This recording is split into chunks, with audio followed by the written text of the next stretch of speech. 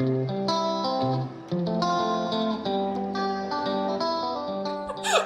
so let's try that again. Hi, I'm Leah. This is my partner in crime, Barb. We've got a project to work through with you guys this week. Yes. And how did this come about? Anne was standing out there and she had this Christmas panel and she says, I want to make a door hanging. I want it to go like this and I want it to be sparkly. So we said, yes, boss. We'll get to playing because we're going to play on all the machines this week. Yes. As many as we can. Well, yes. I think it's going to take us 4 days and 4 machines. So we're going to show you a whole range of things and a whole range of types of machines and a whole bunch of ideas on how you guys can finish all that fun, like the fun Christmas panels you picked up through the years and you haven't been sure what to do with. That's what we're going to play with this week. Dawn has made kits of the panel we're working through, and she's actually made the kit so that it has the border fabric, batting, and backing with it. And it makes a panel and it's like a door hanger. A door hanger, yeah. You know, maybe in a stairwell? Yeah, like a stairwell. Yeah. It's a long, skinny thing, but like vertical. So lots of time to get this done for Christmas. Let's go see Barb. Do you want to give us a quick rundown of how you made the top? Okay, so there were the 3 images to the panel, and we just decided to put very narrow sashing between them to set them off. We don't want to make it too big, and we've got a narrow border that Leah's going to take care of later in the week. Yep. Yes. And so we're just going to start and quilt this because it's a wall hanging. You can get away with quilting really densely. So we're going to have some fun with sparkly threads this week. I love sparkly thread. And right now on here, what I've got is probably my favorite thread in the whole world. It's a sulky, hollow shimmer, opalescent. We might do, yeah. So when that's not on the machine, that's what it looks like. It looks like that. It pretty much has no color, so it just adds sparkle to whatever you're putting it on. Yeah. Yeah, and it's gorgeous, especially for Christmas stuff, because you can make snow, you can make, just lots of fun things. So that's the thread we're using. Now, like most machines, we had to make a few adjustments, and with Leah's help, we did that. So first of all, we set the bobbin tension appropriately. Which is something you'll need to do on a Longarm and not necessarily on your domestic machine. Yeah.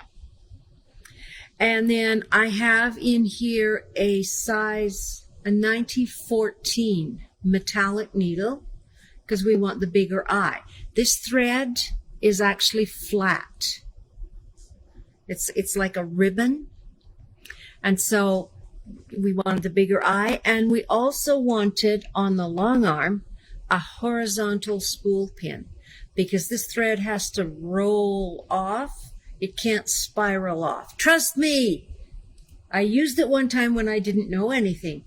If it spirals off, it can twist and it'll break, and then you're rethreading, and you sew a bit more and it breaks, and you rethread and everything like that. So horizontal spool pin to let the thread roll off, and a slightly larger eye metallic needle. And then we adjusted the tension on our machine, and you can see, you probably can't see too well on this end and on that end, lots of little test patches until I got the top tension set correctly for the thread. Are we ready? Now, just so that we get the most sparkle out of our thread, I also decided to increase my stitch length a little bit. So I'm just kind of playing here with Santa's beard.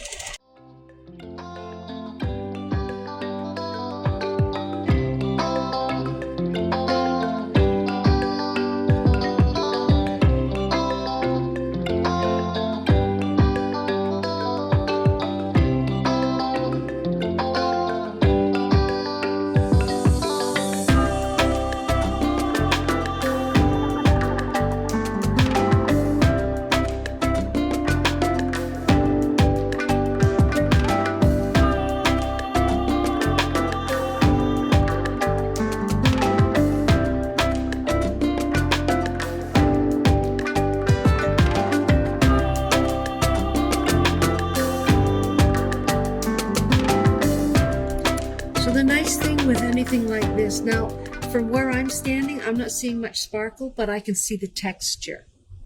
And then when you get the light shining on it, if I move that a little bit, then you get that little hint of sparkle.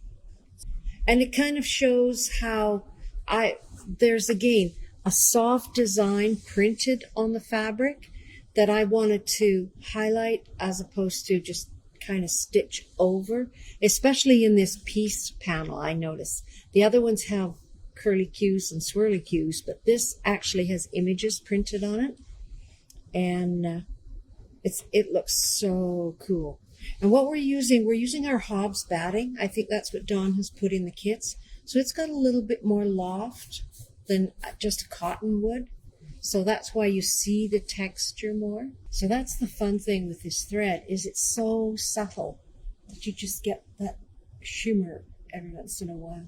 So when you're looking at a panel like this, you don't have to quilt the whole thing. You can quilt just small details and get those to stand out and give you texture and pop. So you could go through and quilt just the white deer in the background, like this, or you could go through and trace around the objects. The nice thing about tracing in this really hard to see stuff is nobody's going to know if you're perfect or not. That's right. It's a really good place to practice following those designs, because it won't matter from the 3-foot, 6-foot rule. Mm-hmm. Another quilter might see that you're not right on line, but anybody else who's walking through your house won't notice that those don't quite line up. Yeah. And as we work through the rest of the week, we're going to start adding some sparkly threads on some of the colored pieces so that you can see how adding more layers of color and stitching changes. And then it's up to you to decide when enough is enough. But from a technical standpoint, so on this thread, if you're coming off the end of the spool, it's going to act like a slinky. So if you're on a domestic machine, your horizontal spool pin is not your friend, because normally your horizontal spool pin, the thread's going to come off and head towards there, and then you get slinky action happening. Those slinkies, especially with this flat hollow shimmer, are going to get caught somewhere in your machine, and that's going to break needles. And that's where most people find that they're not friends with metallic thread.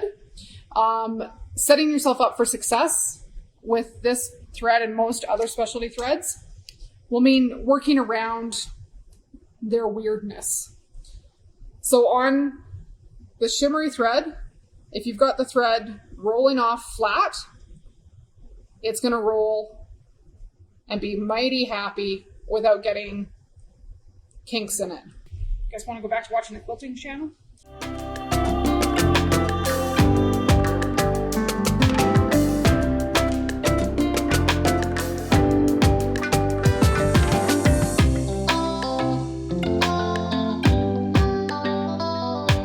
A lot of people have been asking if we're going to be doing our certification classes for the Longarm. And because we can't do a full class, because there'd be too many bodies in one space, Anne suggested that I do like a one-on-one tutorial. So it's the same cost, $150. The nice thing is you don't have to sit and fit into a set class time. If you're interested, just phone me up and say you'd like to learn how to use the Longarm. We'll set a time that's convenient for both of us. You'll come in, you'll get the same instruction on quilt preparation, quilt loading, how to run the machine. You'll have, some play time. You'll learn something about free motion stitching and some pantograph work. And that's going to, what we call, certify you to come in and rent time on the Longarm. Rental is $30 an hour. I had a nice lady in today. She brought a king-size quilt, and it took her, now she's been in fairly regularly, so she's comfortable with the machine, and she chose a design that she had done before, but it only took her 3 3/4 hours, 3.75 hours to quilt that quilt. And now it's finished and she can take it home and put the binding on. So it's lots of fun, and it's definitely a way of getting the quilt done to your own specifications. I always say there's 3 reasons why people want to rent the Longarm. One is the cost. One is so that they have like creative control over everything that goes in the quilt. They can say when they give that quilt to someone, I made this. And they did. They made the whole thing. And the other is just because it's fun. It's fun. You get their hands on the machine and all of a sudden you can see the smile start and they'll go, ah, this is pretty good. And for those people who are thinking they want a Longarm but have never driven one, I definitely suggest renting first before jumping in all the way. We would love to hook you up with a Longarm, but if it ends up sitting in the house and you're afraid to use it, or you decide that you totally don't like quilting this way, spend a little time renting and make sure it's the right fit for you before you jump all the way.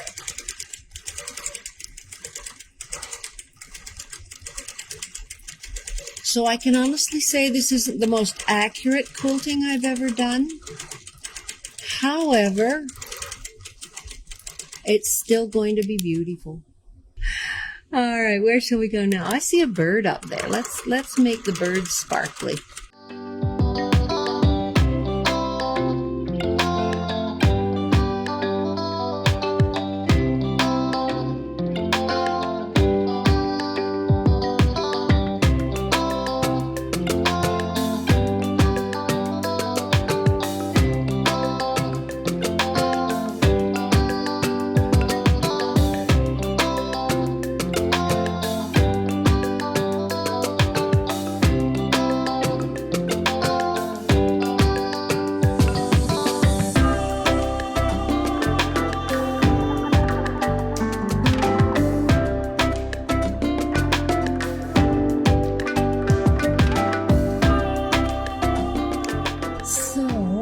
You have to come back tomorrow to watch us use the other color threads. And a different machine. And a different machine.